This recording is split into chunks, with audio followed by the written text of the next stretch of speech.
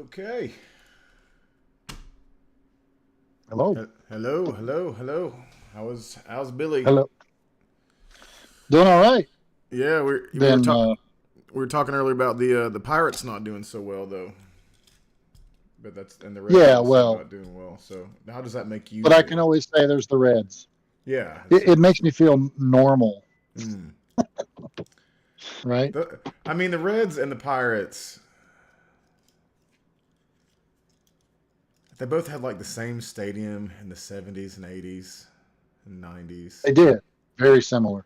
Although the Red Stadium was a little bit steeper. Was it? I was terrified in that stadium. Okay, I that's the only one I I've went, ever. I went as a I went as a kid back in the early '70s, and we went out. We stayed in. We played. We were behind left field, and I remember just being terrified of the steepness of it. And of course, it was the Pirates and the Reds, and my baseball team in little elementary school was the Reds. And so we went to see a Reds game, and of course, I'm a Pirates fan there. Uh, And of course, the Pirates won. No, the Reds won. Actually, it's not true. Uh, the the home team won because it was what the year way was it always this? happened. Probably around '73. So this is before the big red machine was really like rolling. No, it was in the midst of all of that. As in the midst of it, because I mean they won in Yeah, '75 and '76, right? The whole thing. yes, but they were great. They were great from the Pirates and the Reds were in it in '71. They were, the two teams battling it out, and the Reds and the Pirates were battling it out that whole decade. The Reds were that good the whole time. Yeah, Johnny Bench and Johnny Bench. Pete Rose and Joe Morgan and Jose Concepcion and I don't remember his first name. Geronimo, I believe, was in the Cesar. Cesar's Geronimo. Griffey Senior. Griffey Sr. Yeah, that was a loaded squad.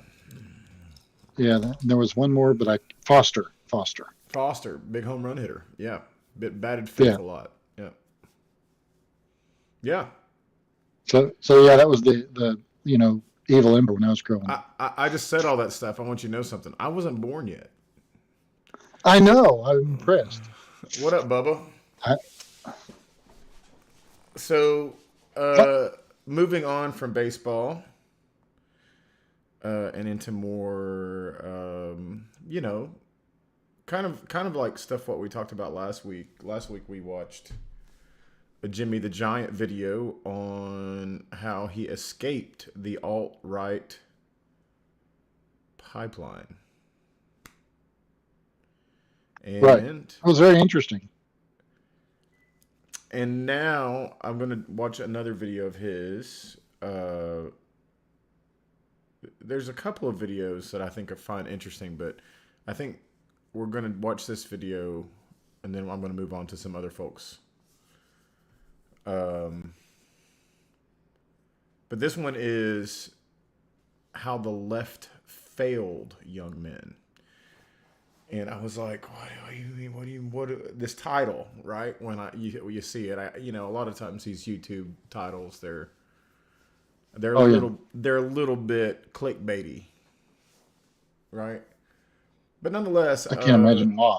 I think that someone who has a perspective that they were in if they said I was in the alt right pipeline, I had bought into the self help books, and that led me to some other folks and conspiracy theories and just this kind of like way of thinking, right? Um, Yeah, and then be able to like levy maybe some criticisms that like maybe how would have he have not, right?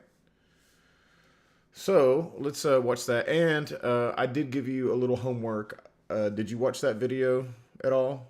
I did. I did. Um, I, it unrelated to the topic at hand, but if we have time, maybe we'll hit that up because I have and questions about that video for you about how you would handle like if you were to have a chance to talk to the three. There were three people in the video, right? There was um, Well, there the was the college student, and college then there was student, the the MAGA preacher, so-called as they say. evangelist. Yeah, and then there was a guy at the end who was, and I would just be curious what words you would have to say for each one of those people, and maybe we'll get to that at the end. But until then, let's see if we can get through this video. It's a little shorter, I believe, than the other videos. It's like 24 minutes versus those ones that we're doing 45. So I do believe we will have some time. So let's get into it. And by the way, yeah, I had seen the college student thing before. I just hadn't seen it from that guy sharing it. Sure, it's a Young Turks video. It's a progressive YouTube channel that collects a lot of progressive stories. So Right. you may have seen that video from somebody else, and then it gets picked up by this guy on TYT or whatever. So, but we're going to run into some progressive channels. And we're also eventually going to, just raw dog it, right? Like not have, like I've been kind of feeding you progressive media that kind of will maybe selectively take some conservative media and dissect it a little bit, right? And then we'll react to that. But go straight in. Let's watch a Ben Shapiro video straight out. You know what I mean? That kind of thing. So we will do things like that as well. So, let's get into Jimmy the Giant. This was by the way, the time frame was, and I think you'll be able to tell this right off the bat, was right around the election. And he's from England, obviously, but he has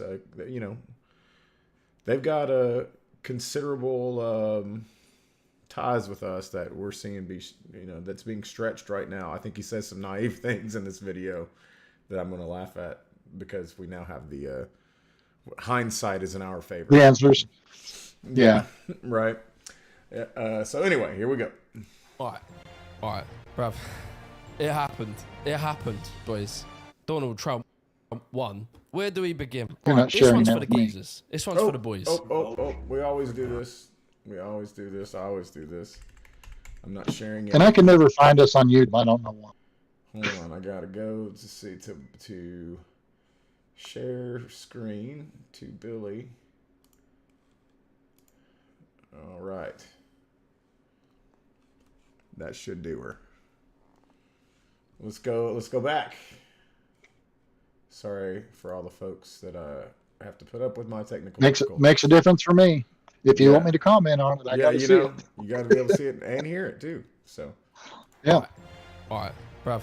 Got it. It happened, boys. Got it. Billy. Donald Trump won. Where do we begin? Right, this one's for the geezers. This one's for the boys. Vote. Billy. Yes. Do you hear me? Do you hear the video? Loud and okay, and I couldn't hear you. You couldn't hear me. That's interesting. I wonder if you can. Well, it was so loud I was just having a hard time hearing you. Oh, I see. Okay, good. All right. For Donald Trump. Thank you for doing this. Seriously. We need Trump back, and we need him back bad. I want to thank All right, the so boys. these guys right here. Let me rewind just a little bit. This one's for the geezers. This one's for the boys. Vote. So the kid who boxed Tyson, right? Yeah. This is Jake Paul, right? Jake Paul. No, Lovely Jake fellow. Paul, not Jake Paul. This is Conor McGregor? No, it's the other Paul. There's two Pauls. There's Jake Paul and there's Logan Paul. This is Jake Paul. I had it right the first time. I thought you did. I've seen him. Yeah, he is he started a social media guy, right? Like, Right. Young dude. Him and Logan Paul started like a YouTube studio and just started this and really built an empire. And now they've kind of centered it around amateur predetermined boxing fights, I guess. Yeah. But yeah. So here's one guy, right? For Donald Trump. Thank you for doing that. This guy is another big streamer, like a Twitch guy, who actually has now moved over to another channel, but has a giant following. His name is Aiden Ross, young man. I would call this guy misguided, really super misguided. Seriously. We need Trump. This guy is XQC. This was a former pro gamer who also has a giant Twitch following that streams every day. Right? So these are streamers, these two. Back, and we need him back bad. I want to thank the Nelt Boys. No, I don't know who the other guy was. This is Dana White. Last but not least, Joe Rogan. If you look at the data, how many young Dana White men of the UFC. voted for Trump, bruv, it's insane. Political pundits are going to go into it with their big words. They're going to say some fancy shit about demographics and I don't even know the words. And I think it is incredibly explainable. It's incredibly simple. What it is simply, all right, if you really want to know, as someone who would have voted Trump back when I was in my fucking right-wing era, it is simply this. In the eyes of young men, the left are pussies. I think this picture is a perfect picture of a left-wing male. You know, they want a guy with a lisp, zipping around on a Lime scooter with a fanny pack, carrying his birth control, supporting his wife's career, while he works as a supportive stay-at-home house husband. I know it's crap. All right. So right off the bat, I'm trying to figure out Yeah. if we've been called pussies. The men on the left. Yeah. You know, he's saying, hey, this is the problem. Like, what a way to start, right? Yeah. I'm I- sorry, but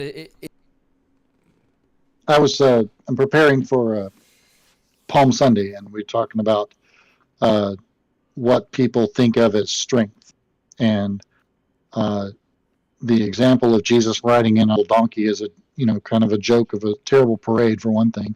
But secondly, at the same time, in that era, at that time, the Roman government would all be riding in and all their horses and all that. And there's this idea that strength is done by physical force and power in those very physical ways.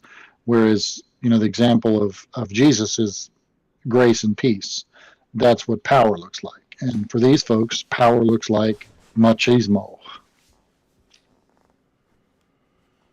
Yeah, I mean, it's true. That is the perception.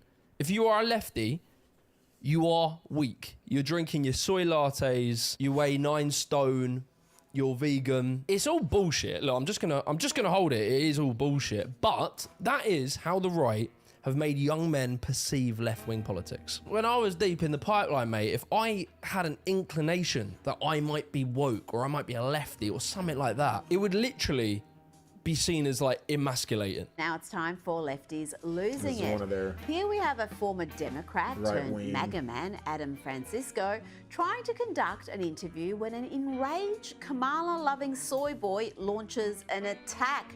This is hilarious.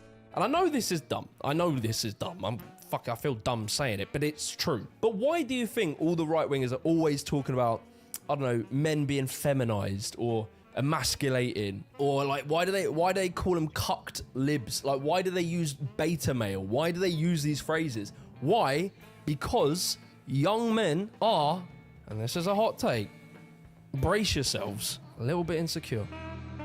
I know, lads. I know I shouldn't say it because I'm trying to win the boys over, but just fucking bear with me because I was there. When you're a young lad, right, you are trying to figure out who you are, what you want to be. And so you go on your journey, you pack your bag, you jump on a camel, you travel to the desert, you climb up a mountain in search of answers. In reality, you're on your phone having a shit on your lunch break, but it feels like you're on this sort of journey of discovery, right? And so you're a young lad, right? So you look around, who do I want to be like? For me, I wanted to be like Tyler, the Creator. I loved the bro. Look at this young lad. What a cool dude. Look, with his skateboards and his hoodies and supreme. When I was a young lad, I did parkour, right? And this is a sport.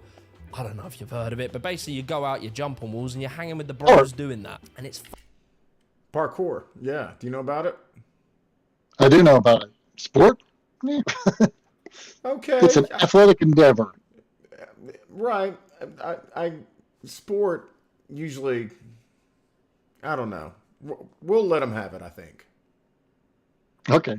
fucking sick. Us freerunners, we were all pretty useless. Most of us were like, you know, we'd have a part-time job at Tesco's while spending all our hours doing parkour, and really we were like the dropouts. A lot of us didn't go to uni, etc, etc. But then along comes Tyler the Creator.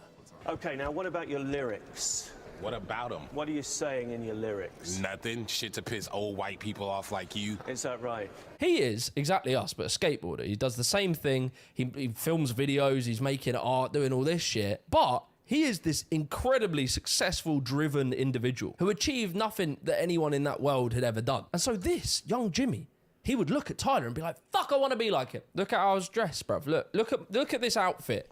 Tell me I didn't want to be Tyler Creator, of course. And you know what this is called, right? You know what this is called? And it's funny because it'll piss off right-wingers. I'm sorry, lads. Please stick with me, please. This is called representation.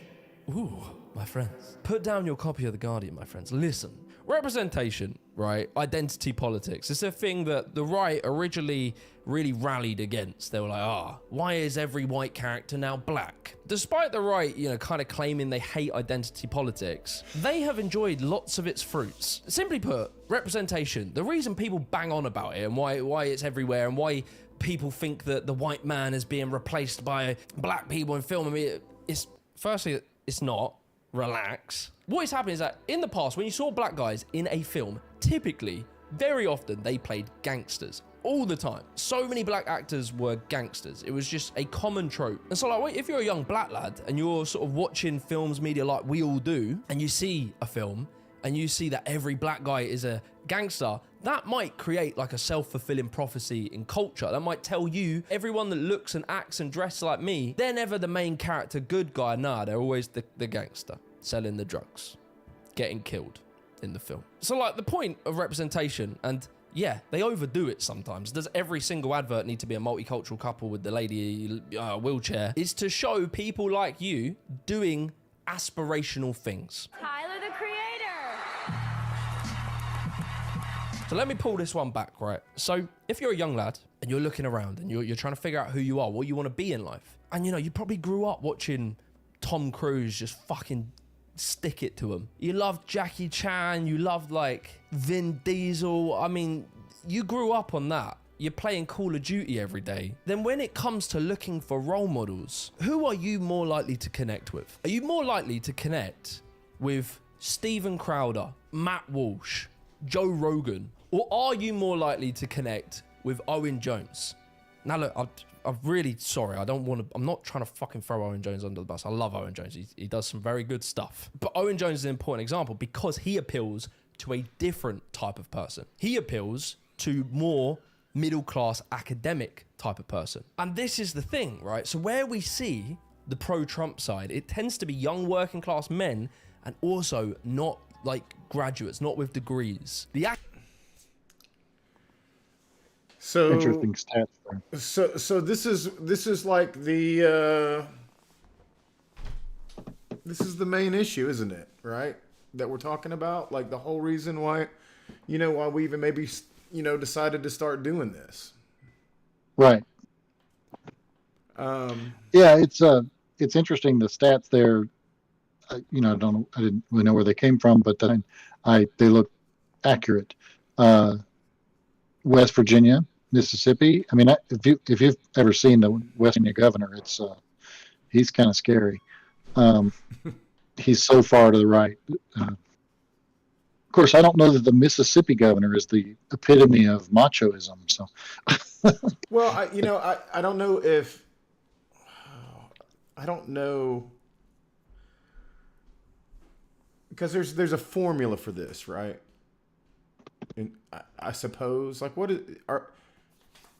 why is it perceived that? I mean, I'm on the left, right? You're on the left. Mm-hmm. Yeah, that's correct. Why is it perceived what? Am I lumped in with these like soy boys? It's like, I consider myself a pretty,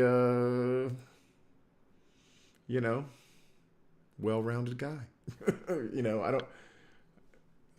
Well, I've never put hair in a bun. I mean, but yeah, I guess is that what it is? My hair is You play music. Play music, but it's not. That's stupid because they have people they like that play music. It's right. It's something outside of just playing music and doing art. Well, and it's being able for them. I think it's being able to say the rude things out loud. For one thing, the old quote locker room talk that we heard so much about 8 years ago. I think he's the idea that we can talk about other people that way. Yeah, I think that's part of it, but I think he's specifically speaking of, there's definitely I think he's trying to correlate like class, like maybe income and how you might be drawn to a right-wing message, right? Well, yeah, and I think one phrase that I've heard a lot over the years, is common sense. First off, I don't know what common sense really is, except catchphrase that people use to say, well, that means, not getting too caught up in whatever. But common sense is often used as a way to say, want to overthink it. They want to, make things complex that aren't complex. Mm-hmm. In fact, they really are. The simple answer is the complex. best answer, right? Right, and the fact is they are complex issues. So if for instance, I just saw that Trump wants to that Marco Rubio is wanting to repeal or take away every South Sudanese visa. Why? What did South Sudan do all of a sudden? I don't know.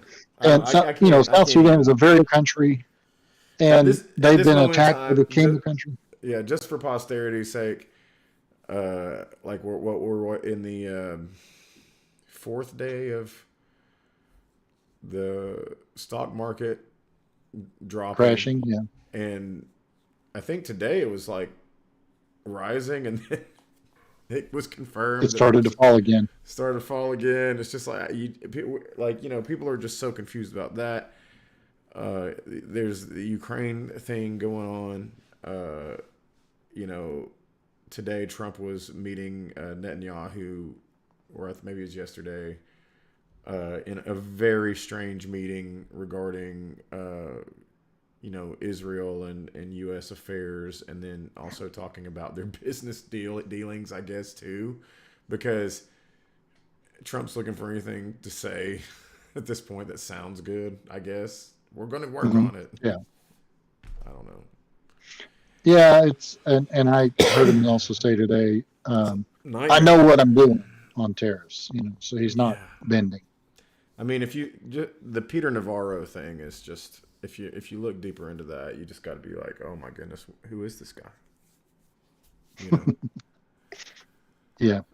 But I think a part of what we see, that what appealed was, why Trump appealed was that he didn't talk, he didn't talk with intellect. So there had been years of the far right, especially, attacking anything that had to do with science or, intellectual things. It all has to be very basic, and it's really this simple. And really, it's not simple. If you take away this happens. There's a lot of balancing acts that the government does. But that idea came when Trump started just cussing at people and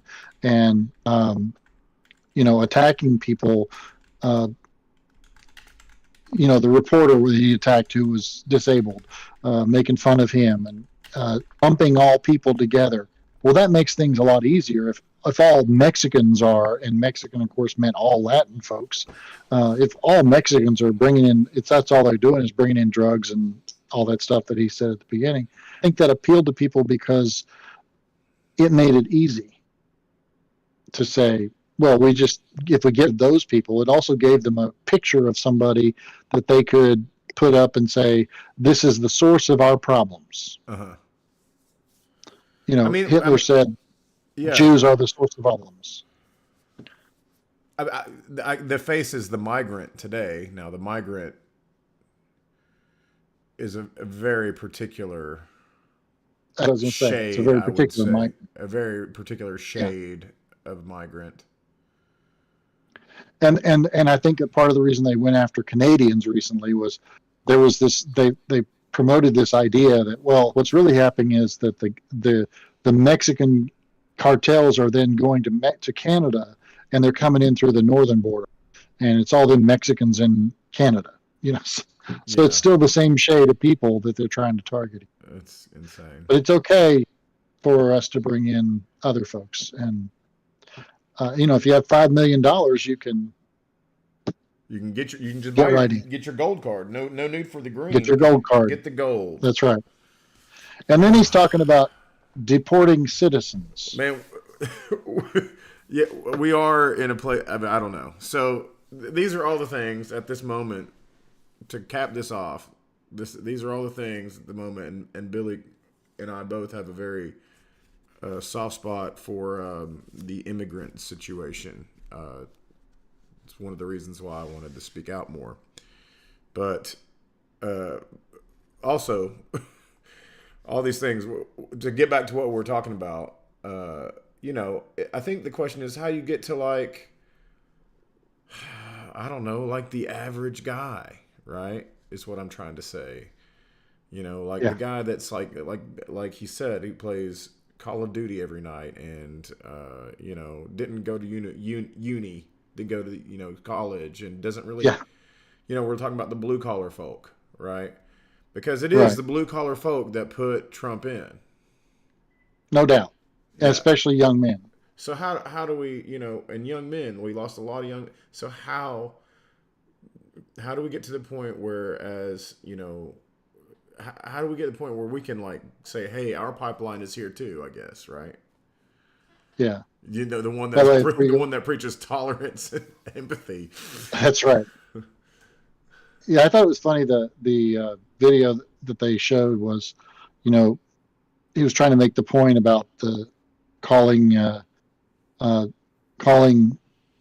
liberal men pussies and all of that, kind of beta man and all that kind of stuff. And of course, the video that they were, focusing was a man a shorter man wearing pink shorts. Mm-hmm.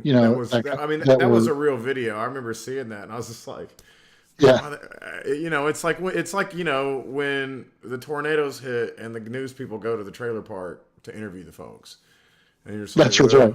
It's like, I live in Tennessee, and I know you might believe we're all like that. That's kind of the same thing, right? So, yeah, the right wing did an effective job at making the people that caring about people is weak. Yeah, they were very good about sharing the message the same way all the way through. Yeah. Right. By the way, I want to comment. Bubba says it's because their children went off to college and came home atheist. I went to a church in a county near you. That when I got there, we were having the breakfast meal to welcome the new pastor, and one of the women came up and she was sharing with me that she had a blended family. There were 6 kids, and they're all, a couple of them were even taller than me, and going off. One of them was going off to college, and he was going to Oregon State, I think. But anyway, college in Oregon. I think it was Oregon State. It could have been Oregon, and. She said, I told him he can go back, or he can come back gay, but he can't come back a Democrat. Okay. I was like, really? That's how you introduce yourself to me? Man, there's a lot to unpack there. There is. I talked to her ex-husband about a year and a half later, and he said, she told me she said that, and I said, what were you thinking? She says, I don't know. And I'm like, yeah. My mom has this affliction that sometimes she just gets caught up in the moment wanting to say something funny, and it's like she don't realize she said something that's not. Yeah. Well, and I think she made the assumption because I'm a pastor, I must be a Republican. Yeah. Because the previous pastor was a huge sold out to Trump in every way. I believe that. And listen, Billy, I'm not saying this. I'm out. You know, like I'm out. I'm never coming back. I'm never coming back in. You can't plug me back into the Matrix.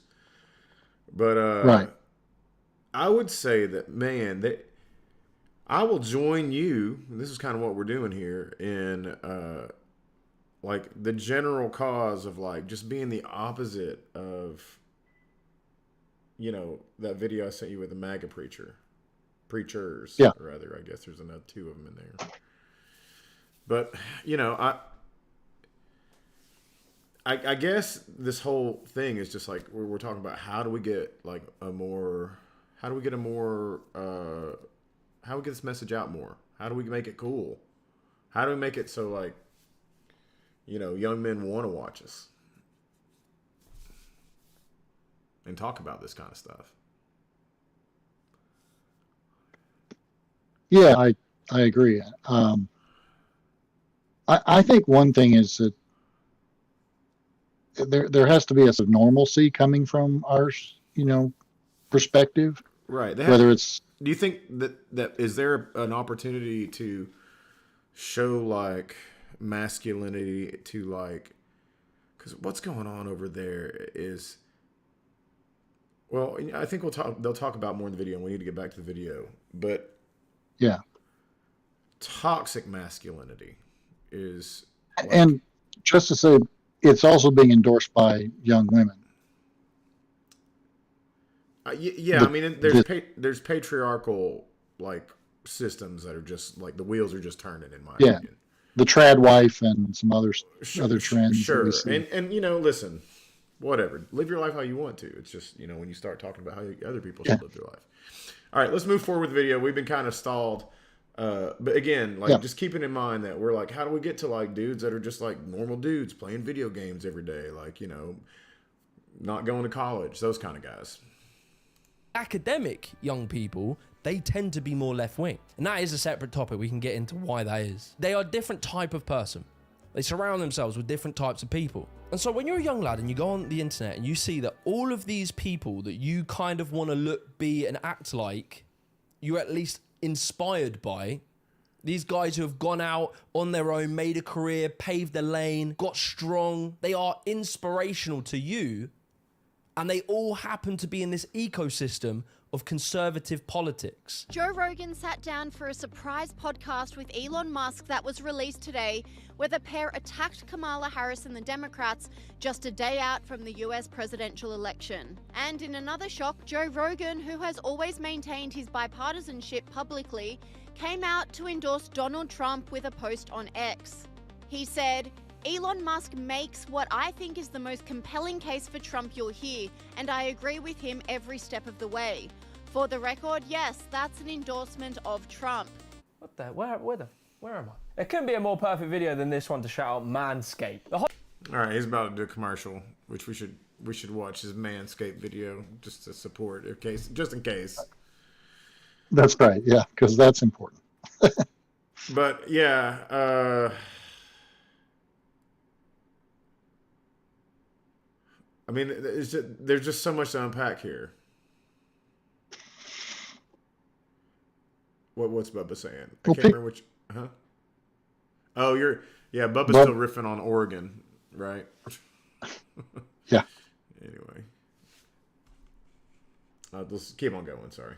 Holiday season is coming and you need to up your grooming game. The Beard and Balls bundle from Manscaped is second to none, mate. The Lawnmower 5.0 Ultra, god damn, look at it. With 2 interchangeable skin-safe blade heads, the updated trimmer blade features longer, wider and rounded teeth that cuts through hair with ease. So whilst being tough on the hair, I am looking at upgrading my trimmer. Caress. Yeah, The well, hey, foil you blade know, is it's a godsend. Also, she's waterproof. It's a And then we godsend. got the So beard you could hedger, even featuring a titanium maybe say that to coated your stainless steel in your T-blade church with you 20 know? different Hey, length listen, options. the You can achieve any Manscaped look, trimmer, from neat from stubble what I to like a understand, full-grown beard. is sent you get from up to God. 60 minutes of runtime on one charge. They come in these lovely kits. It has 60 everything minutes of included, runtime in one adapter, charge if you're USB-C shaving for cable. 60 So go minutes. check the links below. You've get done some work, 20% my off friend. Plus free international shipping. That's true. With the code JTG20 at manscaped.com. Anyway, back to the video. The right has done an incredible job at infiltrating every area online that is heavily male skewed. Gamergate, because there's not a whole lot of people out there that really know like the actual precedents that set. Video gaming is generally quite a libertarian hobby. All of the gamers then became like anti-woke, anti-SJW, anti-feminist. Gym culture. Like so many of the gym bros are right-wingers. Business. If you think of like entrepreneurs, Patrick Bet-David. Everywhere you go, they're right-wingers. And I think, you know, you can ask why. I would say, like, the gym bro stuff, it makes sense. Young lads want to improve their lives. They get into self-help. They want to get bigger, more muscly. They want to be able to talk to women, meet a wife in the future. That gives them a sort of innate political bias where, because they have managed to improve themselves, the ideas of self-made man and, like, the sort of libertarian arguments, they start to appeal to them. I know people, they work 3 jobs. And they live next to somebody who doesn't You work. don't know anybody that works 3 jobs. And the person who's not working at all and has no intention of working at all is making more money and doing better than the person that's working his and her That's ass how it is, off. Brad. And it's not going to It's, happen. we're doing I it in managed to Hebrew. lift myself up, improve my life. The state isn't going to help me, so why should I support it helping you? You need to fix your worked own it out shit. on your And own. then by then you look at Trump. Now Trump is like that fucking... I don't want to call him a giga chad. He's not a fucking giga chad. I mean, look at the guy. He's the shape of a fucking rugby ball. However, he is a very brash and bold character. He has a very masculine personality. He doesn't give a shit. He got shot at and got up and said, fight, fight, fight. I mean, to young men... So I have a former guitar student, right? He's a religious, you know, he's a religious type. And some of them play the guitar. Yeah, no, I mean, you know, we're in Tennessee here, right? We're in Tennessee. Right. And when this happened, Jess and I were at the beach, and, you know, I'm in contact with this young man from time to time over text, whether he's having lady problems or just, you know, maybe he's now in the music business and he's, you know, working out some maybe details on, you know, how to run his business, or, you know, every now and then, I mean, he's a better guitar player than me now, but every now and then I still got a trick or two to show him, right? So every now and then we have a music conversation. But he was the one who texted me, he's like, oh my gosh, Trump got shot at. Or he was shot. And I was like, what? And, you know, I mean, there was no bigger story, right? And what Jimmy is saying here, Jimmy the Giant, that, like, this was badass, right? Like, and there's a part of me that's like, you know, in a way, I guess I kind of agree with that. You know, he stood up and said, fight, fight, fight. I thought that this was a golden calf story. If I was looking at all these people that were saying, like, God save Trump, he made the bullet whiz by. But I was like, man, that is some selection in the, you know, in the Bible, right? Like, 'cause the bullet whizzed by and hit one of his most ardent followers and killed him. And another guy got killed. You know, a couple of people, didn't they? 2 or 3. Yeah, but yeah, there were some other. But the guy who got killed was like a super MAGA, one of those kind of guys, right? And I was like, man, if I was somebody who believed, I wouldn't be taking the message that God saved Trump. I'd be like, this is a golden calf situation where God killed the follower, right? Yeah, that's right. Trump's okay, but this guy, yeah. And I think the other thing was I heard I was off-roading this weekend, and two of the guys I was talking with, been out all day on the trail with, and the other, we got together, and these are two guys I trust on the trail like crazy. But they are MAGA folks mostly, and they were talking about, I only see on the left this violence. They mentioned this shooting, and they mentioned the more recent, I don't remember what it is now. And I'm going, that's really what they see. And then of course they point to Portland, and I'm like, you did see the insurrection part and the people dying, and those were officers that died, and the fact that it was, I didn't say a word. I just let them rant. But they had this, when they taught this one, they still refer to this guy as a left winger. And I'm going, the evidence showed he was neither. I don't think the evidence showed he was neither. Well, he gave to both sides. Yeah, financially. It seemed to me like it seemed to me like he probably had some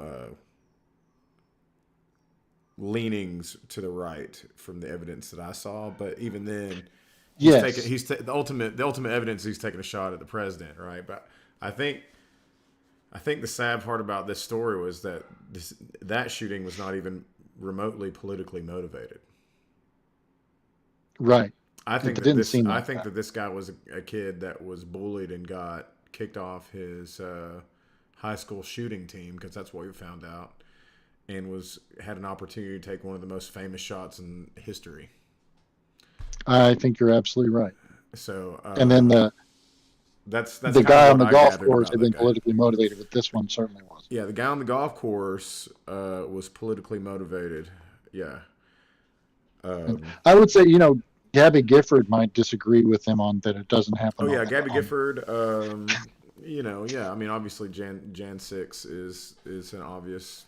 I mean, like, that's not even one that you can. Like, if you're just like skipping over that one, it's like, and I hate people or I don't hate people, but I just hate it when people compare like Jan 6 and like the Black Lives Matter protests, which, listen, some of those got out of hand. There's some bad things that happened. Well, I think we can all say, hey, some bad things happen, but it's a false equivalency. Like, it is. On one hand, because January 6th was motivated by the president. The current president motivated that at the time. And the Black Lives Matter stuff was largely because it wasn't even just George Floyd. That was a spree of just high profile police killings of black men. That's right. Breonna Taylor. Yeah. George Floyd. And it was just, and we were right in the middle of COVID as well, and everybody's tensions were up, and, protests happened across the country, and, some violence happened. This is how protests against oppression, I suppose happen. Now, if we're doing the work, if we're trying to have empathy for these Trump supporters, right, that stormed the Capitol, right? That's right. In their in their mind, they're fighting some kind of tyranny. Somebody has brainwashed them that they're fighting some kind of tyranny. Yeah, I have a in-law family member that's not related to. It's one of my ends married this person who was at January 6th at the rally. No evidence that she went in the court, tried to go into the Capitol. None of that. But it is the same, and it as you said, a false equivalency because of where it was, because of why it happened, because of who motivated it, and the pre-planning that went into it. Mm-hmm. And to claim it was, there are people that think that, like, I think they legitimately believe, like, Where I was at, it was peaceful. Yeah. Right? Like, this is, I'm not part of the bad actors. I don't know. But it's such a false equivalency ultimately, because one is like legitimate, the police are killing people, which, I'm of the belief that the police should never kill an unarmed person ever. Yeah. And it should be real sure if they are armed, that it's, that's how it's going down. I can understand the wanting to be cautious in a lot of regards, and when it gets to that, but I just we're the Black Lives Matter protests were like, hey man, let's quit with this shoot first, ask questions later type approach, and right. Furthermore, if we're going to have that approach, can we at least do it like evenly? I suppose. I guess that's one of the arguments. I think going all the way back to Colin Kaepernick, in the protest of that particular thing, which is the systemic problems within law enforcement that lead to an overabundance, overdoing number. The ratios don't add up. White people do drugs just as much as black people do, yet the percentages of black people being arrested for those crimes way higher than white people. That kind of stuff. The systemic problems that lead to the violence that happens, and we've seen too many of those examples where somebody's in a car driving and they get pulled over, and I remember somebody got shot out of a car when I was in college, somewhere in Tennessee, and it made the news, of course, because they died. The cop claimed that they had something shiny got out of the car, and so he shot him, and they thought that was a gun. It was the guy's keys. He was trying to show him his keys. But I mean, even then, like, it's okay. So it was the young kid in Ohio. I can't remember for sure, but it was like he was playing with a toy gun or whatever. Yes. The one, I know what you're talking about.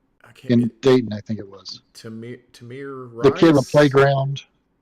Yeah, that's it. He was on the playground with a gun.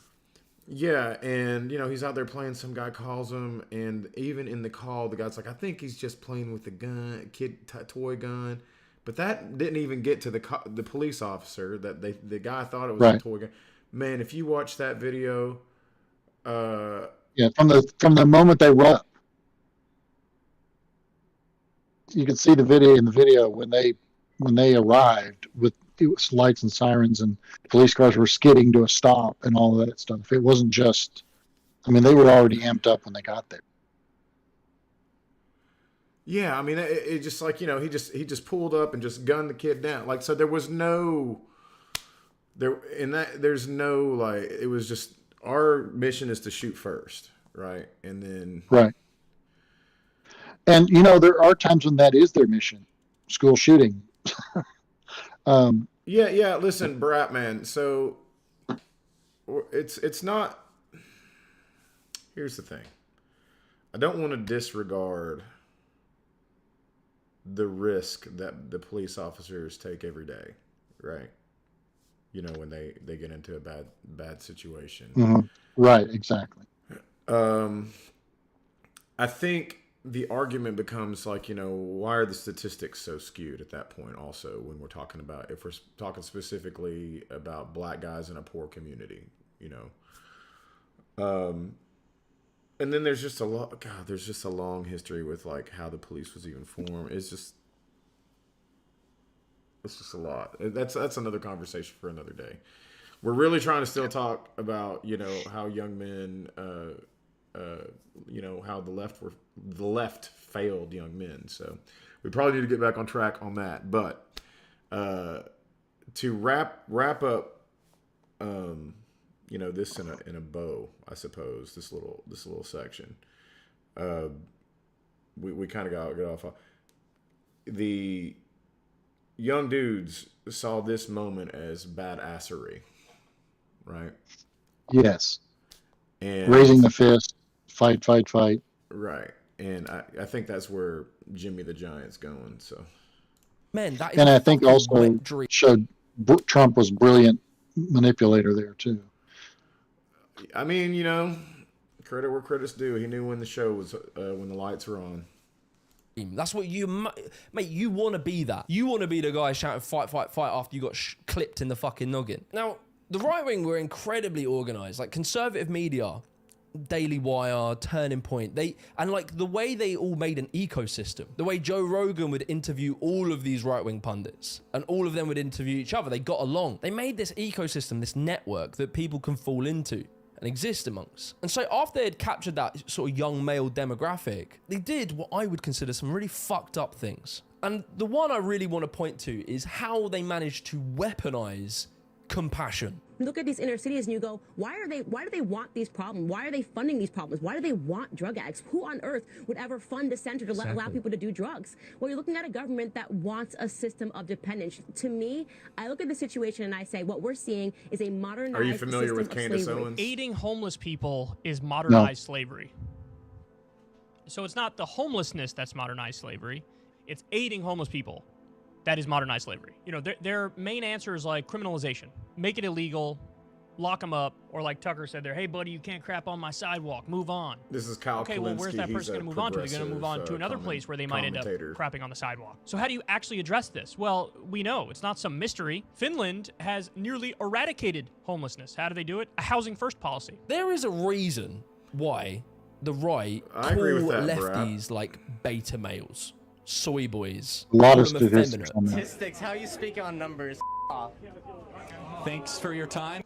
Oh dear, that sad soy boy doesn't want to give Kirk a platform, the dude with millions and millions of followers. That makes sense. There is a reason they attack their manhood. There's a reason for it. Because if they can make the left be synonymous with being a fucking pussy, they know that no bloke wants to be a pussy. Why do you think they're always talking about how the left are cucked and blah, blah, blah? Why do you think they use that sort of terminology? Because it works on young men who are still developing their masculinity and they might be a little bit insecure about certain things. They might be single. They might not have met a woman yet. And so they want to be the type of character that appeals to women and they're scared of being feminine. And it's so perverse, man, because if you think about it, there is nothing stronger than being compassionate. Compassionate is the geezer who sees a girl being creeped on in a club, goes up and tells those guys to fuck off, leave her alone, and then check that she's all right. That is compassion. Compassion is going to war as a young man living in poverty, going to fight the fucking Nazis to protect your wife, your children, and your country. That is compassion. Laying your life down to protect the people you care about. And these lot claim they're fucking Christian. I guess let's let him finish that thought. Laying your life down to protect the people you care about. And these lot claim they're fucking Christian. They claim they're Christian. Mate, the stories about Jesus that really like resonate with me are the stories of him going into the sick, the people with leprosy, the prostitutes, the down and outs. The whole image I have of Jesus is the person who was compassionate, that helped the poor, the downtrodden, and the weak. It actually deeply offends me, to be honest, that Donald Trump pretends to be Christian. He could not be less of an image of Jesus. If Ivanka... Okay, so I'm the atheist. It offends me too. Oh my God. That's right. Well, it ought to offend you because most likely he's an atheist. Is it just... I mean, he's certainly not a man of faith. Yeah. And let me say this, and there's a difference. He's not a man of faith because he just doesn't give a crap about thinking about people. I saw an interview yesterday about a guy that worked with him, was a manager of Trump Tower or something like that. And he said, you know, Trump does not have an ounce of compassion in him. He was asked, do you have any friends? He says, no. That was a Connie Chung interview a long time ago. And she asked him, is there anybody that's your best friend? He says, no. What about Ivanka? And he says, well, yes, certainly high up on the list. And is there anybody that you confide in? He says, no, I don't trust people. I mean, that's a shortened form of what he said, but he did say that in the end, I don't trust people. Right. And so he has no trust in anybody. That's why he demands loyalty. Right. But I think even then, it's like somehow what I think Jimmy is trying to say is we've got to make compassion and tolerance and empathy cool. And we've got people like Elon Musk saying like empathy is the fall of civilization. Western civilization, yeah, and it's disgusting, is what it is. To say to people that being human is the worst thing you can do about being human, because I saw something today. So somebody was saying, there's a British. I can't think of his name. He's a scientist, and he was being the color of the screen and hold on. We lost, or at least I did on the video. I think we had a little internet glitch there. Say that he was being or something. So there's a British guy who's an atheist, well known, and I just can't think now, but he was being interviewed. He was on a stage and he was answering questions of people, and this lady comes up and she says, well, can an atheist even have compassion? Can an atheist have I can't remember exactly the words she said now, but basically she was asking, can an atheist even have compassion? And he said, well, absolutely. The obvious answer to that is yes. I would want to know how you even got to that question. Because he was a well-known atheist and a scientist, especially in Britain, and he had a talk show, I think, or he was on a lot of talk shows. I've seen him a lot over the years, and honestly, I can't think of his name. You'd probably recognize it even as young as you are. But he was in a place where he was taking questions. It was kind of a town hall kind of a thing. And so this lady asked this question because there's this belief that the only way you can be a person who cares about other people or have a good moral center is if you have a religious background. And and he basically said, well, no, you can have a good moral center because you live with people. That's my way of saying what he said. But Trump never had that. He never has shown any sense of empathy, and Elon Musk certainly has none, and proudly so. Bubba, I think the problem with Trump doesn't think that he has anything to. That's a hilarious clip. I probably should look that up so we could just watch it. But yeah, well, when he said he didn't have anything to repent for, I've never really, I've got nothing. Yeah, didn't cheat on his wife. I think, for me, as an atheist, I'd be like, okay, repent. Like, okay, if you, I guess there's other ways to repent than like religiously. Well, but if you did something that hurt your wife, you would have to atone with her. Yeah, but more. I mean, we're saying more religiously repenting, right? Yes, but he's claiming at the moment. I don't have any. He said whatever the repent is. He's saying he don't have no reason. I think the reason why it's offensive though to Christians particularly is that he claims he's a Christian, right? So like, if you're a Christian, like I think the whole thing is like you don't even know why you have to repent. Right? Like you better just repent. Right? Well, there's like that. you can't just be like I'm perfect, right? Like I think that's like the answer that you're supposed to most not say. It's like, no, I don't have any reason to repent. I think you're supposed to say, I think there's probably reason. I can't think of any right now, at least. Yeah, I think the reality is that certainly the teachings that I've heard, any branch of Christian faith and Judaism too, and would be that none of us are perfect, and that we all have our flaws, and whether we do, even, John Wesley would say there are sins of omission, things we do to others, things we do that cause harm, that is outward. And things of omission, though, are things that we didn't say this or we didn't do this, and we could have made a difference.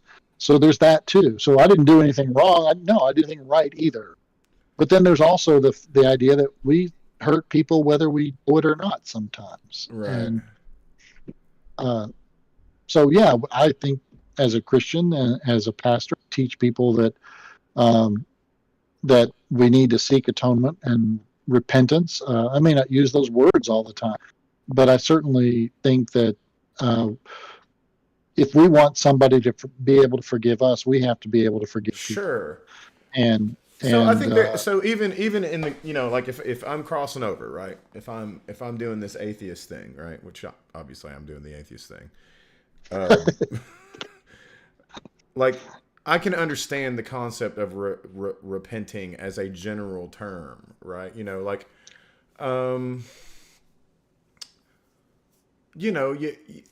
maybe have had, you didn't realize you were systemically kind of doing something bad for a long time, right? Sure, yeah. What would be an example? Yeah, okay. So the word retard, right?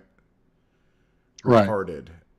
The R word. I'm saying this, I'm not directing it, so I don't want to be, like as a kid, maybe you're like, I said this word all the time and now I don't feel so good about it because I actually know some people that have Down syndrome or special conditions and they're good people and they're a value to society. So I just don't feel like using that as a slur anymore. Right. So I am repenting by also making it known that you shouldn't do that. Right. So like there's other ways to repent in this way. Right.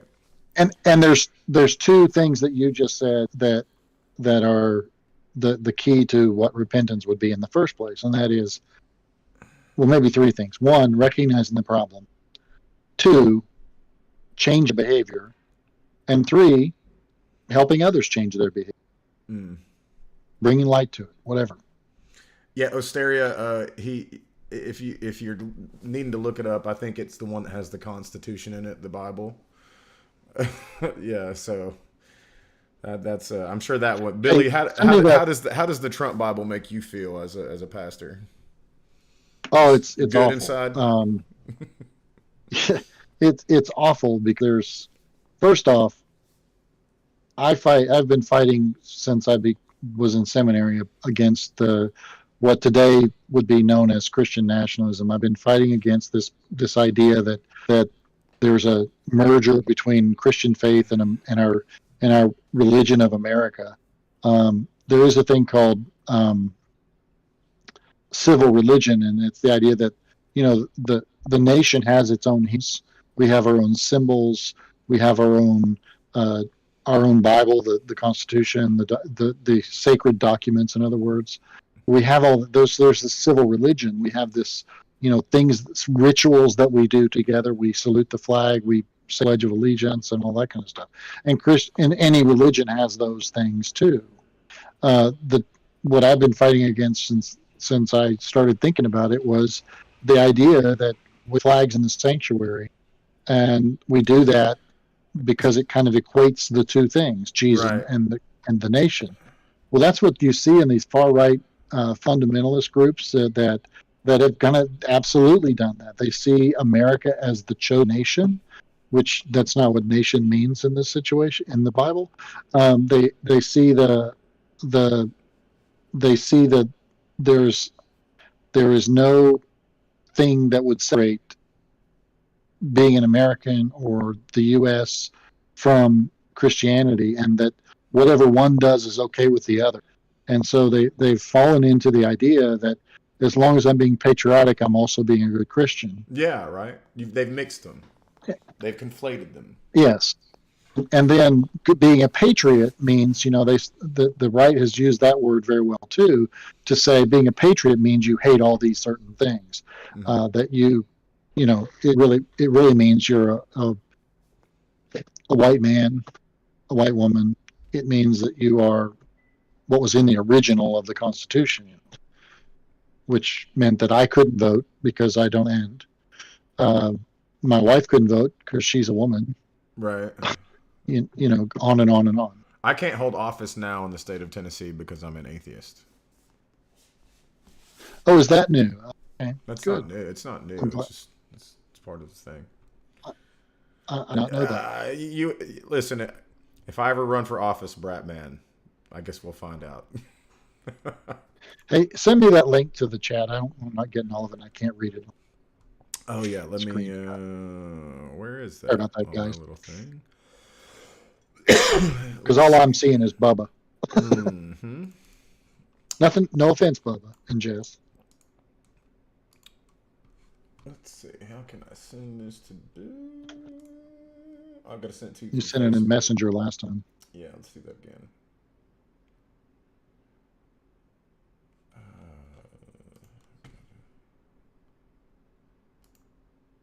I tried to do that secretly, y'all. It didn't work. I can't seem to find us on YouTube, and I'm going to have to get that solved.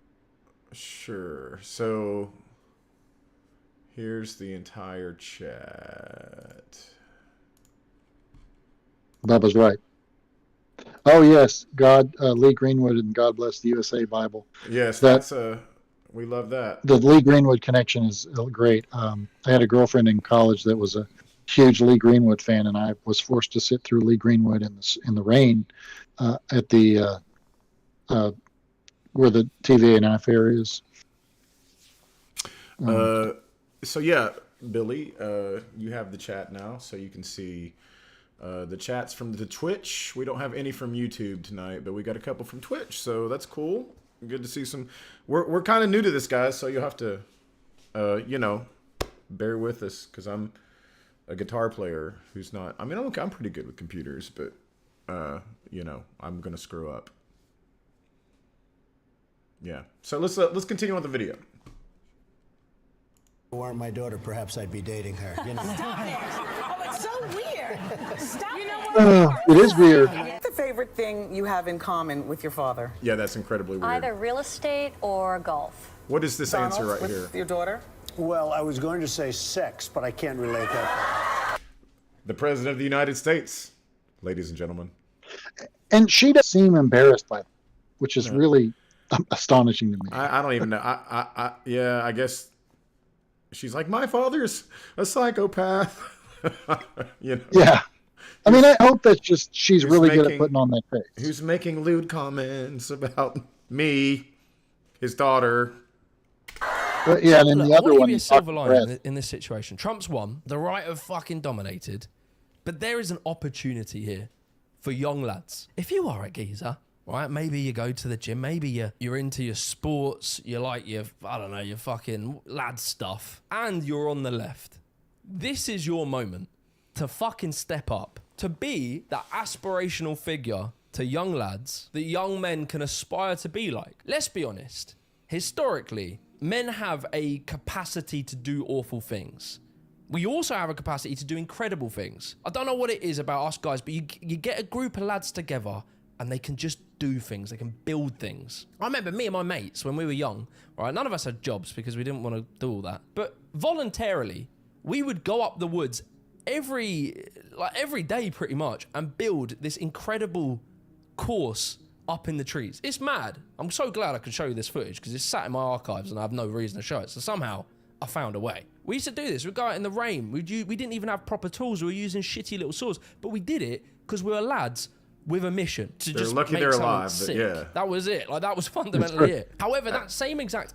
I mean, I you know, I relate to this, right? Like you know, going out into the woods in Oak Ridge, Tennessee, and you know, building like shacks and just like hideouts and you know things like that.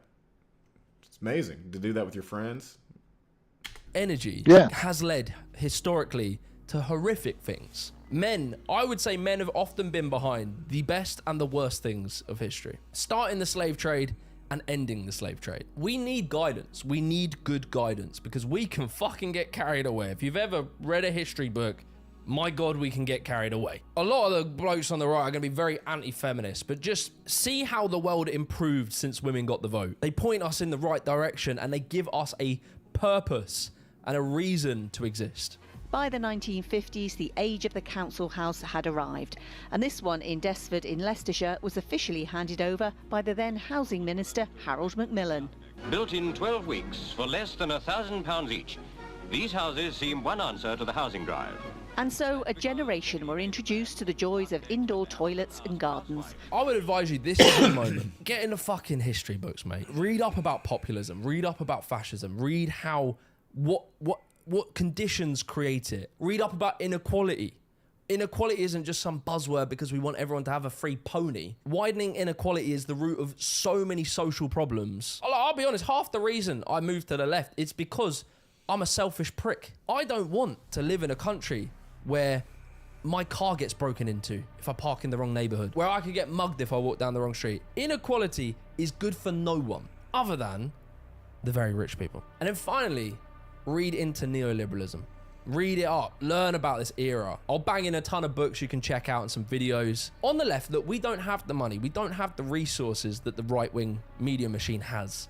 All the wealthy back it. I mean, fucking bro, Elon Musk, the richest man on earth, turned one of the largest social media platforms into a pro-Trump propaganda machine. We don't have that resource, but what we do have is the truth. Notice how they do political polling?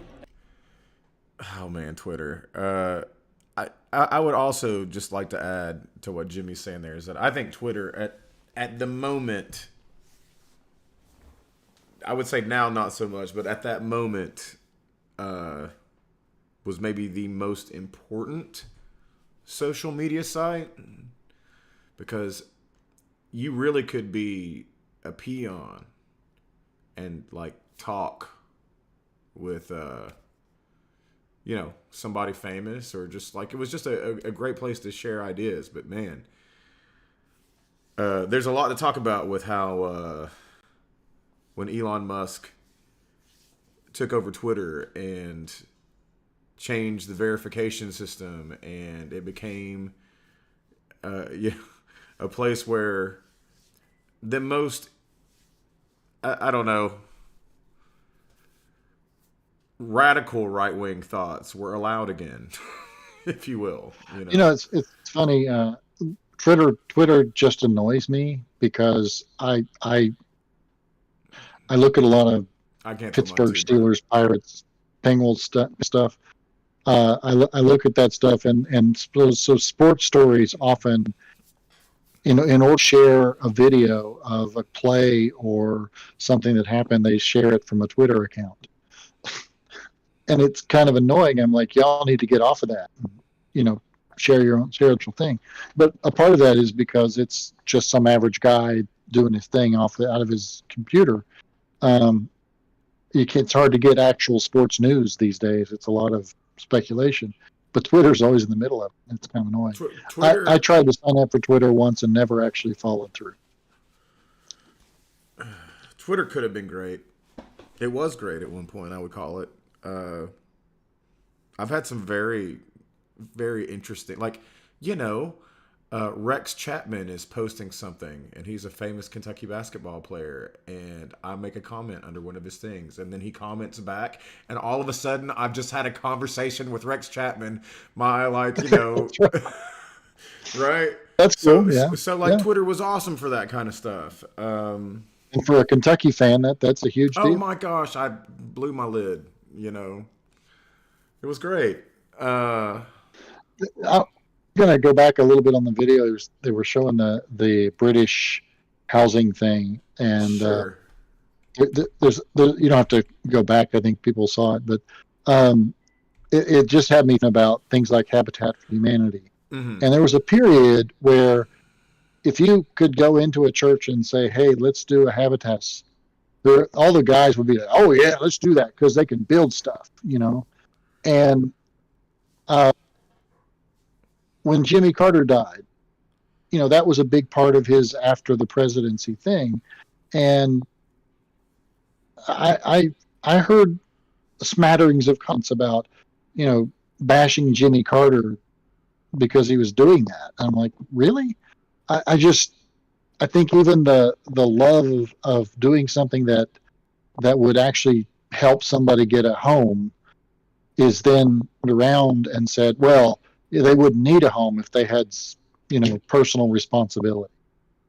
And that's the thing. And then I heard somebody, and I think this was a video too, where the person was claiming somehow that women come out better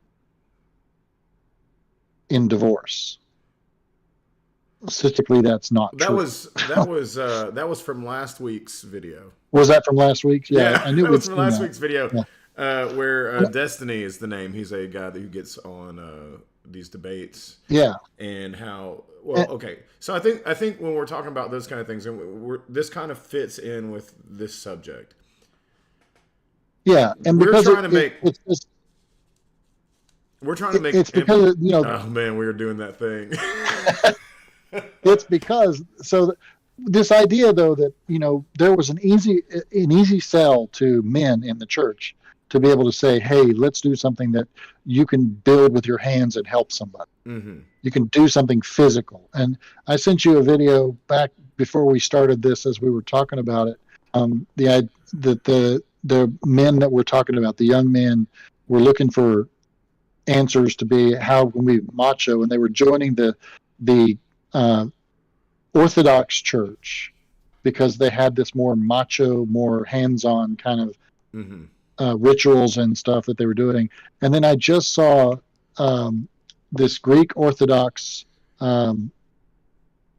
bishop, I think it was a bishop, but a high up level, who was praising Trump as a godsend. And this is actually in Greece. This is not some Greek Orthodox bishop here in the United States. This was actually a Greek Orthodox, and he was just praising Donald Trump as the God, the savior of the world. So, and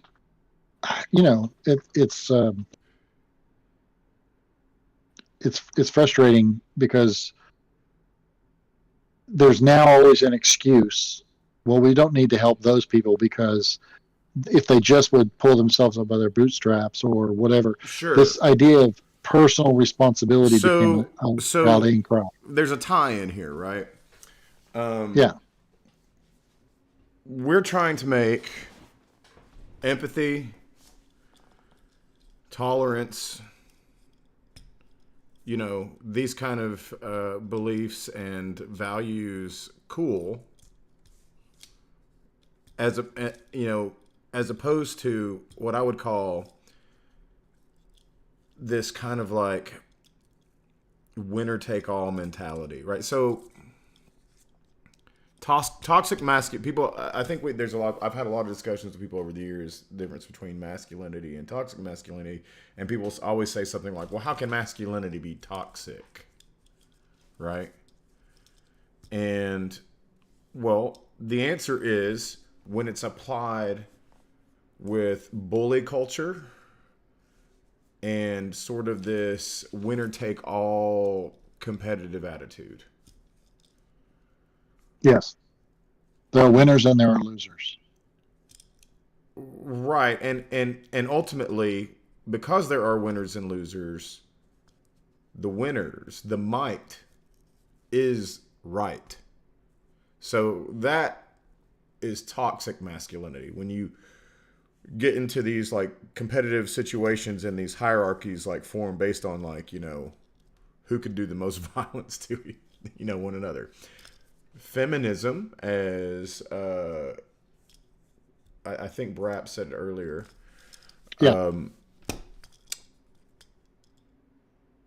it needs a better branding, but feminism is really just the opposite of that, Like, my sister, one time I was, this was back in the late 90s. So far back this anti-feminism goes back further, but I think it had started to seep way into even more moderate to liberal folks that started to kind of reject feminism again. And the reason they were rejecting feminism was the same thing you hear the the right saying a lot of is this anti-woke kind of attitude. And there was this belief that feminism was somehow way more than it really was. When feminism just simply is, I want equal rights. Equal opportunities, yeah. Yeah. And, equal rights and equal opportunity. And that's somehow a bad thing. Yeah. All right, let's keep on with Jimmy. In this country, and I'm a feminist they do too. College educated Yeah, right. and non-college educated. What are they really telling you? This is what the smart people think, and this is what the dumb people think. But who has wisdom? It's a much deeper question. The universities have figured out how to conspire, in some sense, to pick the future pockets of the students that they're purporting to educate, and they're not educating them, they're indoctrinating them. They're not teaching them how to speak, they're not teaching them how to debate, they're not teaching them how to write, they're not introducing them to the classical wisdom of the Western Judeo-Christian tradition. And that's absolutely appalling, because that's what the bloody institution was there for to begin with, and that's what it's supposed to be doing. There is a reason why academics tend to lean to the left, of why people who spend all of their time and effort and energy to studying sociology and how societies form, how politics affects people, there is a reason they tend to come out on the left. The ultra powerful will always suppress the powerless. That is the story of forever. That is, history has shown us that time and time again. And what's more is the data, the facts. We have data to show things like inequality and crime. We have to just make convincing, strong arguments. Not condemning people, not shaming people, but we have to go into those MAGA spaces and challenge their beliefs fucking head on. And don't think that people are too stupid. I don't believe that. Like, think about it. How many young lads can regurgitate Jordan Peterson's talking points against feminism verbatim? Like they've sat there and fucking rehearsed them in the mirror. Like, for instance, the gender pay gap. Like, they'll say instantly, they'll regurgitate the Jordan Peterson talking point. Women are more agreeable and therefore they accept lower pay, and so they get paid less than men. But there is rebuttals to those arguments, right? Sociologists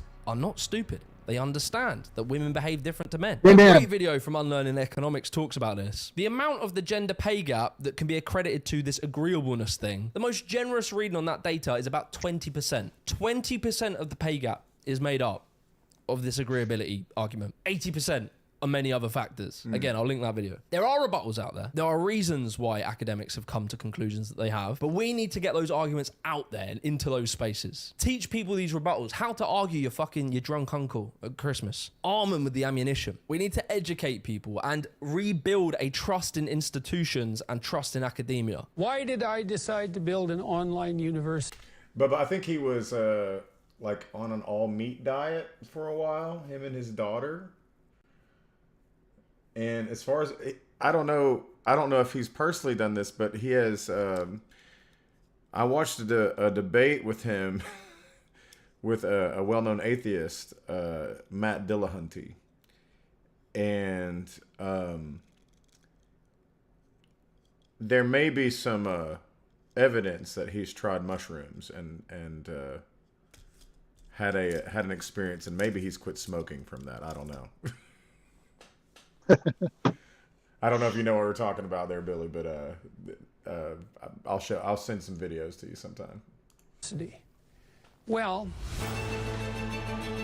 there is a crisis now in higher education. We have a groupthink emerging, and that warps the entire academic enterprise. Why does the right constantly have to ridicule academics? Why do they do it? Why do they say they're overrun by Marxists? Because if people read the literature, they would know that these conservatives are often full of shit on a lot of things. We have to teach people to have healthy skepticism. Skepticism's important, right? You can't just take everything you read at face value. I call it the MAGA lot. Sorry, I'm being a dick. I don't mean that. People can be wrong. Institutions can be wrong. But there is a difference between having healthy skepticism, believing that institutions can be both right and wrong on different issues at different times, and having unhealthy skepticism, where you assume that all institutions in every facet of life are always fundamentally wrong. That is the big thing we have to attack, is that conspiratorial brain. It's very, very hard to attack that, because they fundamentally don't trust anything. And I don't know how you solve that one, I'll be honest. I would say partly it would be to teach real examples of corruption that we know factually that have happened. Teach people about think tanks. The Adam Smith Institute, the Heritage Foundation,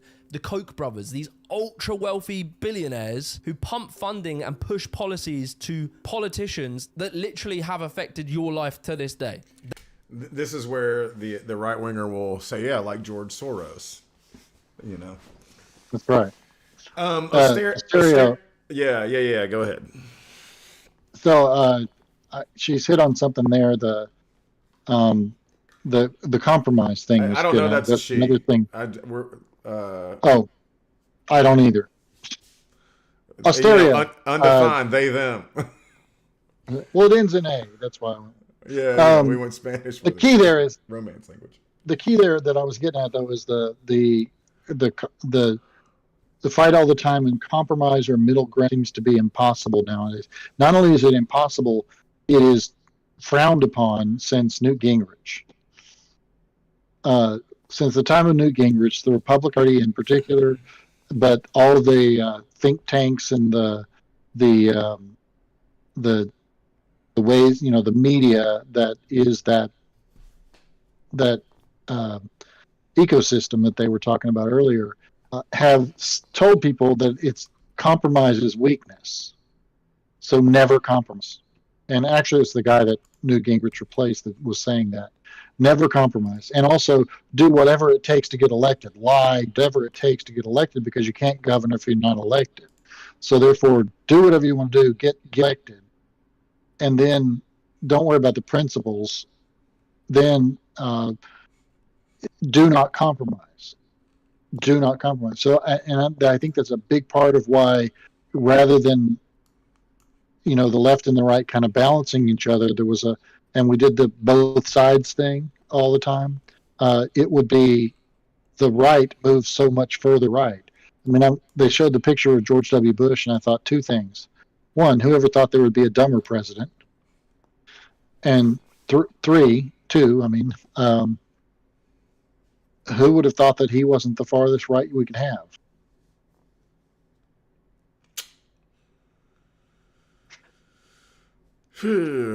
All right. So I bored you. Yeah, well, no, you didn't bore me. I kind of got distracted with a couple of the chats.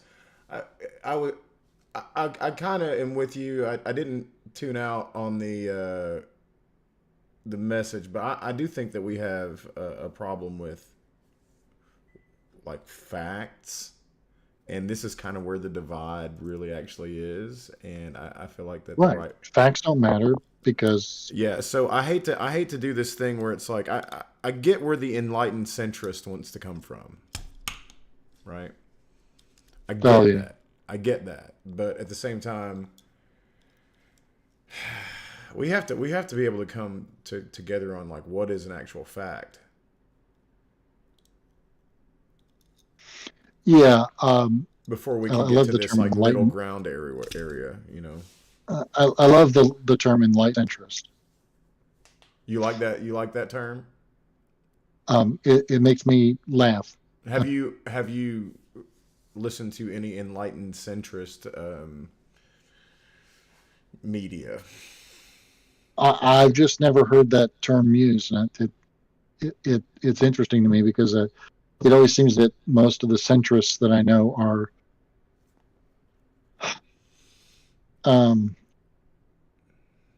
there's a couple of folks that I know that are more centrist who have some really valid points, but then there's this feeling that I have sometimes that like, does any of this mean anything to you, or do you just try to find a way to, you know what I mean? I feel like there's with a lot of,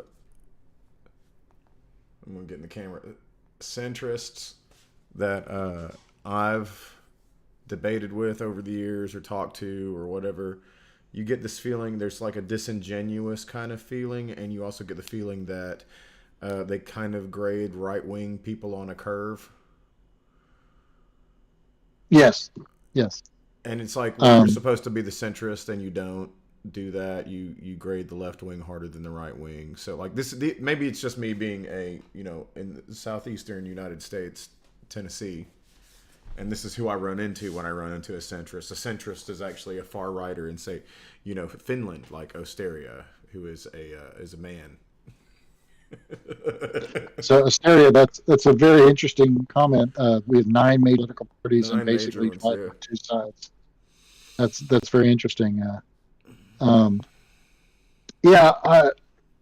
have a friend who would have considered himself a centrist, and then the T's came along, and the orange one pushed him to embrace what he already believed, and realized that he was not really a centrist. He was somebody who believed that, as a Christian pastor, he was somebody who believed that Jesus was all the things that this guy was saying he should be. Well, the person who went to the poor, the person who, healed the lepers that no one could touch, and he was the one that went to the people that were outcast, and that means, does that apply in our political world? What should I defend in the political? And he started to really embrace that, and now he would not call himself a centrist. He would use the word progressive. What would you say to the person who would say, I think that a lot of our social services needs to be outsourced to the church, and it shouldn't be a government responsibility? I think one of the unreasonable sides, the number of churches that we have in America is a lot. I don't know what number it is, but what people don't seem to realize is that the percentage of churches out there that are bigger than my church, which is a small church, it has 50 people on Sunday morning. The idea that people think that churches that are struggling to even keep the doors open can somehow also then turn around and make a significant impact in dealing with the problems of homelessness and people's living on a minimum wage, trying to make ends meet, and there's no possible way to do that. That we somehow could fill that void. So this is that's beyond. unreasonable. This is beyond, like, This is like, even if we wanted to, we couldn't. I think that's exactly right. Like, it's not even. Are you saying not even close? Not even close. Okay. Because people who are outside the church will view church as these big churches. Can I just make commentary on? I feel like there's a lot of churches out there, if they really wanted to make a difference, they could. I don't disagree with that. And I think a lot of us churches could do more do something in some cases. I see churches that have, there's these they're absolute campuses at this point.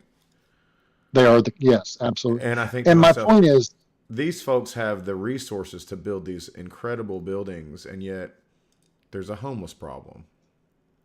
Yes. And I hear that, and I agree with that. But let's be clear, where I live, there are none of those churches. Right. Because there's not a population center that can build a church to that size. So even with the super churches doing what maybe they could, but they won't. They haven't so far. They haven't done it. Like, why would they do more? Yeah, some of them do a lot. Some of them do a lot. The Church of the Resurrection. Yeah, I don't want to say that. I don't want to say that these super churches don't do good. Right. They're not devoid of doing good. A lot of them do. A lot of them do, and probably on a scale way bigger than most churches could handle. I'm just saying. But also, the fact is, on Middlebrook Pike in Knoxville, there are probably 4 or 5 churches that could house all the homeless people in Knoxville if you just made them accommodate. And when they tried to open warm shelters, the mayor of Knoxville got on board with it, and there were something like 5-6 churches that were basically, they were small churches in big buildings, because the buildings were these bigger buildings built back in whatever decade, the 50s or even older in some cases, and those congregations were big back then, and now they're not. Right. And They're small congregations or even struggling and that churches space with could be used 20 and to 30 people. like really do the work that Right. that So the when building they was opened the intended to warming do. shelters, right, when these warming shelters during the really, really cold weather that you had in Knoxville last year and this year, I think there were 5 churches, maybe 6. All but one of them were United Methodist churches that were trying to open up, and I know the pastors of those churches, and this was really a goal. A couple of those churches got shut down from doing it because it meets certain codes, but in the defense, the city was trying to help them overcome those problems, and the mayor tried to take a lot of credit for it, but really it was a group of churches that said, "Hey, let's do this," but it's in the city. Keep in mind the red states are not a lot of big cities. Yeah, city has. And yeah, go ahead. I'm just saying, cities. There's more population, more resources to do these kind of things. Yeah. Correct. And then what are the cities doing? The cities are saying, okay, we're going to ban. He talked about pooping on the walks and things like that, but also you can't camp under the bridges. You can't. They anti-camping laws. Those aren't anti-camping laws; they're anti-homeless folks laws. Well, this is where panhandling. Bratman said earlier, about modernized slavery. So, like, if you can just pick them up for being homeless, right? And Bubba just says that the shelters here are dangerous. I have a friend who used to be the head of CARM and Knoxville Area Rescue Mission, and he took me on a tour of the place, and they separated the women and men, and there was lockers, and there was all this stuff, and there certainly was a belief that they're really, really dangerous places. They said, sure, there are times when they had fights break out because people are in close quarters and stuff like that.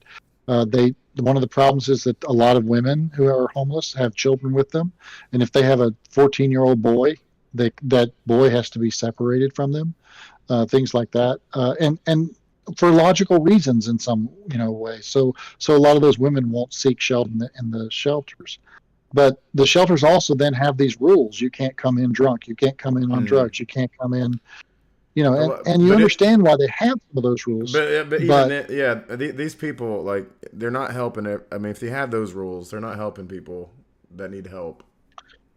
Right, and was it Finland they were referring to that he said housed the housing thing?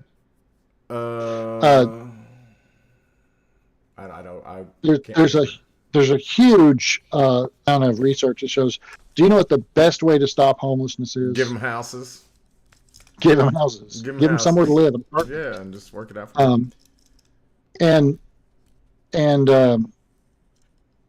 That's a good point too, Bubba. That they're not participating in capitalism. But so to your point, I agree that churches could do more. I'm not arguing with that. But there are people out there that are like, we should just leave it up to the churches. We should tax less and leave it up to. As a pastor, you're saying, first off, there's not enough capacity in the church anyway, even though there is more in some of these more well-funded churches. But, like, it's just. Yes. Would you also say, as a pastor, would you advocate for? I mean, you're a progressive, left-leaning, individual. So my assumption is that you would vote in a way that would be for progressive policies that would, be counter to, saying the church should do it. To just simply saying the church should do it. Yes, absolutely. I think we should support programs that can reach a bigger scale and also create the other thing we keep hearing about is DEI, and they keep, bastardizing that just as a way to say, hey, racism. Yeah, they just want to be racist. DEI, one of the things that the government has a responsibility to do is to treat people evenly and fairly.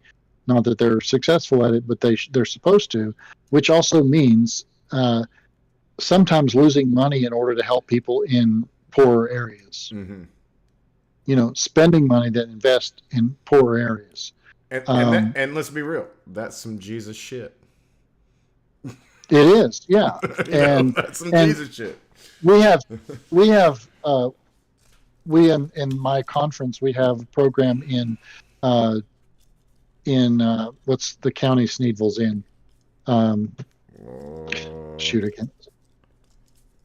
Should know that. We're talking to a guy in England. We're talking to a guy in there. England and Finland, so like I don't know if they're going to be concerned about which right. county Sneedville are in. Well, so in these really poor counties in East Tennessee, we have a couple of programs that work with folks to provide food, to have a way for them to get clothing on a regular basis, and to get help with their house when the water pipe breaks or things like that as well, to work with folks in the community. Those are very important things.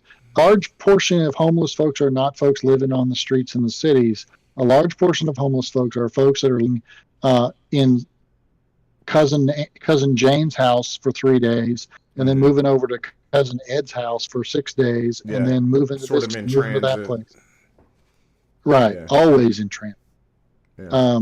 So, you know, finding a better way to house people is the first thing, and for people that are living on the street, research keeps showing if you give them an apartment, and then you can start to work with them on their addictions, or you can work with them on their difficulty getting a job, those kind of things. And churches have been a part of those kind of programs. We had programs in Chattanooga that were different churches, and it was multi-denominational, and they would bring folks in at night and give them a place to stay and a meal and shower and that kind of stuff. But what always was kind of annoying is that it meant they also had to leave by like 6 in the morning.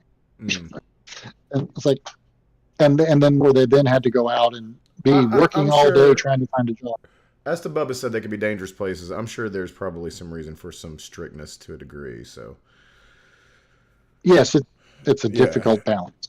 Yeah, Osteria, we sorry, I've been meaning to get to this comment for a second. We do not tax our churches in the United States. Explicitly, I mean, like we were like, no, we don't, you know, which is mostly true. So if a church owns property that they do not use for the church business and whatever else I had a church that they bought, they bought parsonage, and the property was 5.5 acres. They kept an acre that the parsonage was on as the yard. The rest of it was wooded. We did use it in the sense that we had a little trail, and we put a little, you know, some benches around the trail. People from the community could come and walk and maybe even have a guided prayer thing or something like that. But we were taxed on that land. I, as a pastor in the United Methodist Church, I do pay taxes. I pay my income tax, I pay Social Security tax, and I pay both sides of the Social Security. The church doesn't pay my portion. I have to pay that too. So it's not completely untaxed, but there are, if you are an operating church doing religious work, then you are not taxed.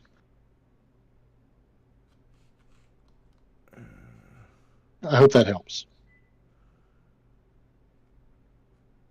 He meant like not taxing.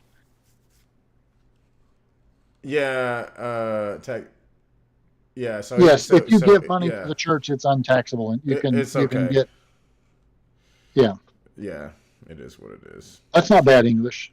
Yeah, you had it right. What you're saying though is that if a person gives to the church, that money can be taken off of their income when they get. It can be a charity giving, yeah. Yeah, and I agree with it if they give to, as you said, to the YMCA, the Boys Club, the Girls Club, the Boy Scouts, whatever nonprofit organization, donation can be.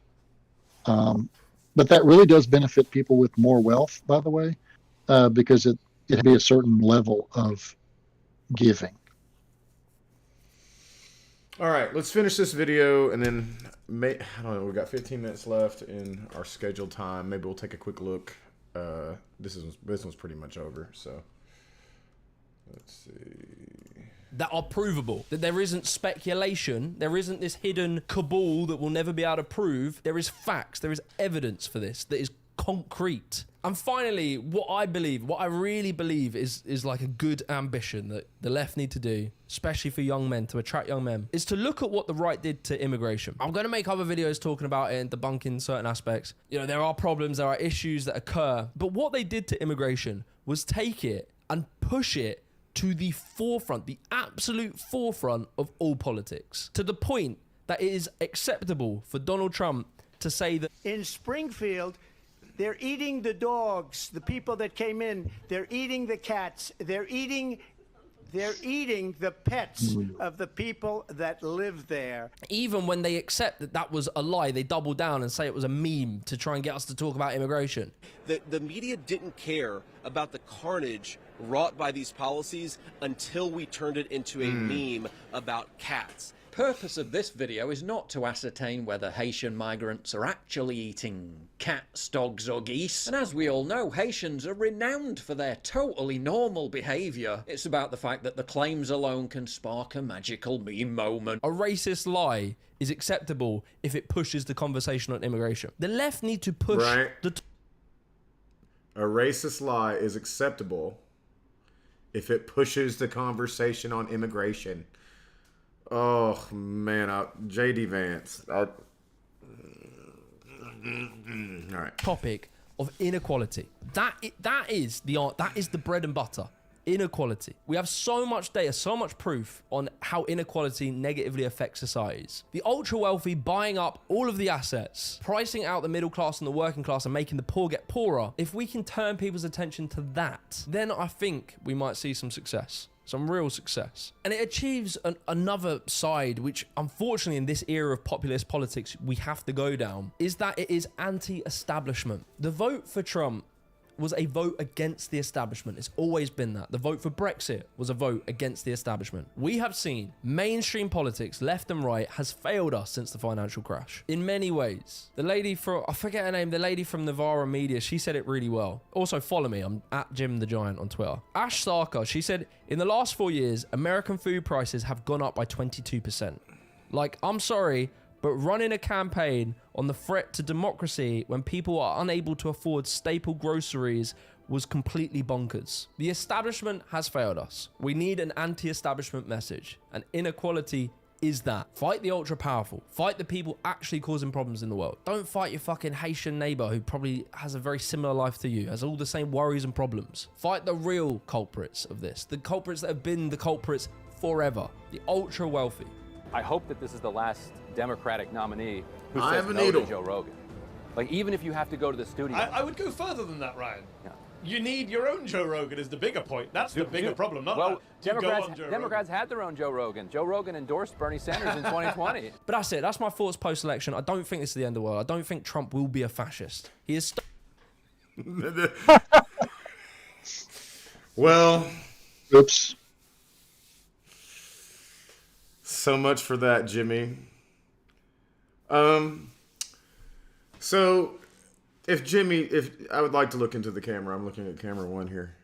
Jimmy, here we are, me and Pastor Billy, and we're here to be some geezers to maybe help guide some folk that maybe are confused, and we're not Andrew Tate.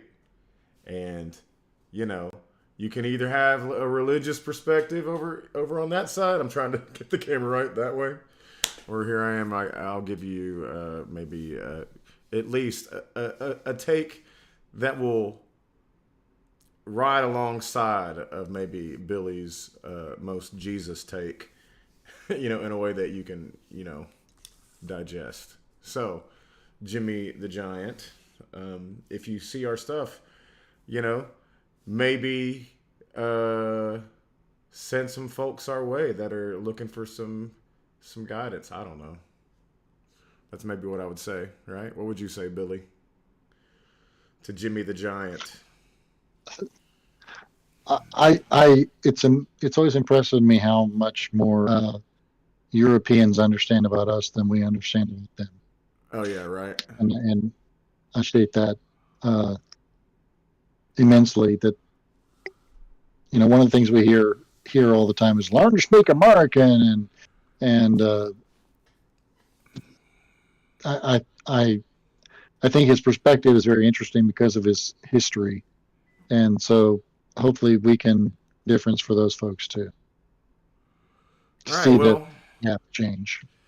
Let's hope that we can keep this train going and get people chatting with us on Mondays or Tuesdays if it falls that way. It seems like, and we've talked about this. We're going to get to do some gaming eventually because we feel like for our youth group we need a good gymnasium. So, and we, Brap and Osteria, I assume that you guys are on Twitch, so I'm assuming that you've done some gaming in your day. But maybe you go there for just the just chatting section of Twitch. I'm not sure. So I'm curious what time it is in Norway. Finland. Sorry. Finland. Well, I guess we could. That about 5 hours. Yeah, I mean, Brap's on. I'm assuming that because we found them on Twitch, they found us. It's we're gonna play some Helldivers. We think that would be fun. Pastor and Atheist go and dive into hell. So. And that's an atheist and a noob also. Yeah, well, I don't know if they use that term anymore, Steve. I don't know, man. You're like a cross. I don't know. You can't be a noob. You played Atari 2600. No, the earlier one. No, I didn't. I had a friend who had an Atari, and I got to play, tank battles and tennis, a few times. Pong. I was never good with a joystick. And then I played Comp 64. I played Wheel of Fortune and